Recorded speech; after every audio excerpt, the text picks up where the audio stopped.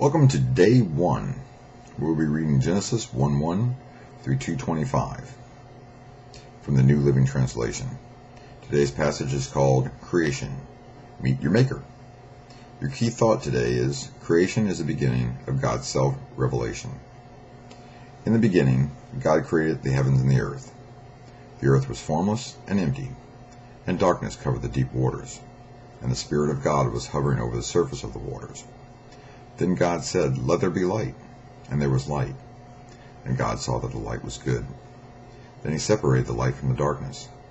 God called the light day, and the darkness night. And evening passed, and morning came, marking the first day.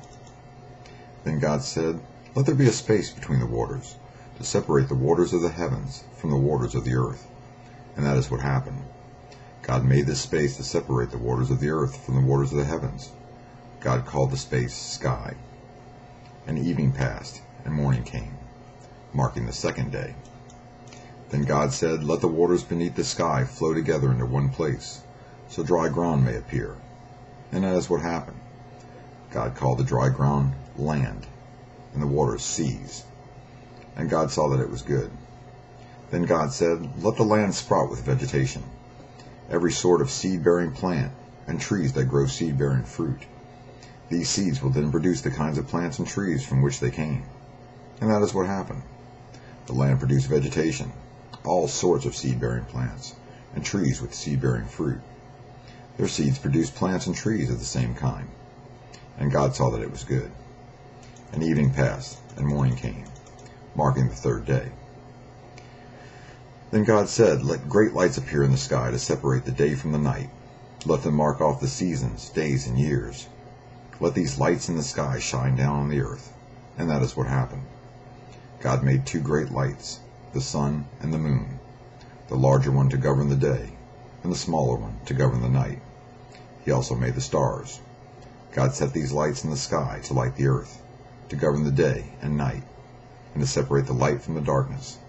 And God saw that it was good. And evening passed, and morning came, marking the 4th day. And God said, "Let the waters swarm with fish and other life. Let the skies be filled with birds of every kind." So God created great sea creatures, and every living thing that scurries and swarms in the water, and every sort of bird, each producing offspring of the same kind. And God saw that it was good. Then God blessed them, saying, "Be fruitful and multiply. Let the fish fill the seas, and let the birds multiply on the earth." And evening passed, and morning came, marking the 5th day. Then God said, "Let the earth produce every sort of animal, each producing offspring of the same kind, livestock, small animals that scurry along the ground, and wild animals." And that is what happened.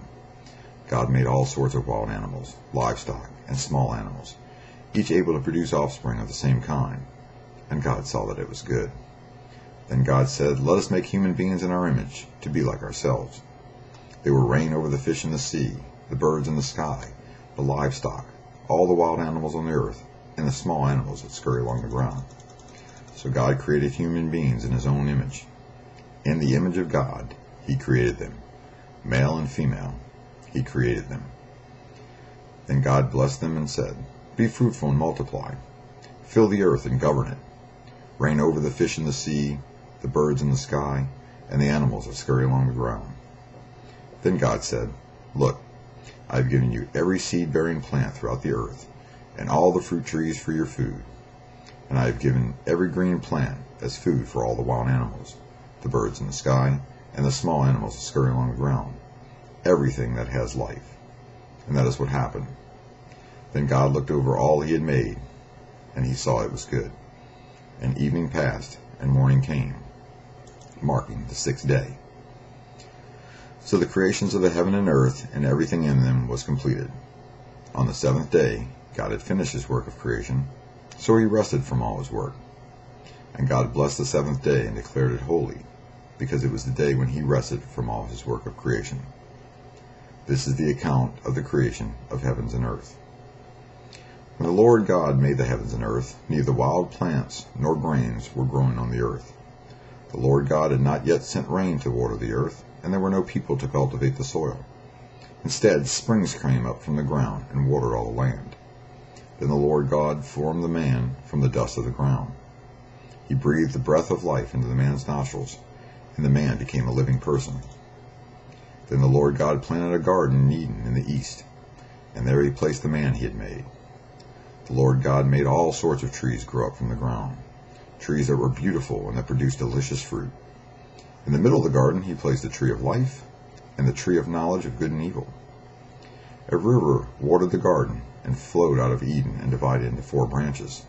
The first branch, called the Bashan, flowed around the entire land of Havilah, where gold is found. The gold of that land is exceptionally pure. Aromatic resin and onyx stones are also found there. The second branch, called the Gihon, flowed around the entire land of Cush. The third branch, called the Tigris, flowed east of the land of Asher. The fourth branch is called the Euphrates. The Lord God placed the man in the Garden of Eden to tend and watch over it. But the Lord God warned him, "You may freely eat of the fruit of every tree in the garden, except the tree of knowledge of good and evil. If you eat its fruit, you are sure to die." Then the Lord God said, "It is not good for man to be alone. I will make a helper who is just right for him." So the Lord God formed from the ground all the wild animals and all the birds of the sky. He brought them to the man to see what he would call them, and the man chose a name for each one. He gave names to all the livestock, all the birds of the sky, and all the wild animals. But there was still no helper just right for him. So the Lord God caused the man to fall into a deep sleep. While the man slept, the Lord God took out one of the man's ribs and closed up the opening. Then the Lord God made a woman from the rib, and he brought her to the man. "At last," the man exclaimed, "this one is bone from my bone and flesh from my flesh.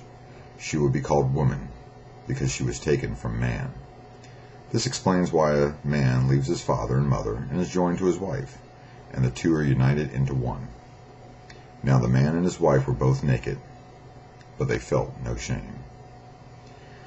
So the challenge after this reading is, first challenge, if you want to know God, read the whole book.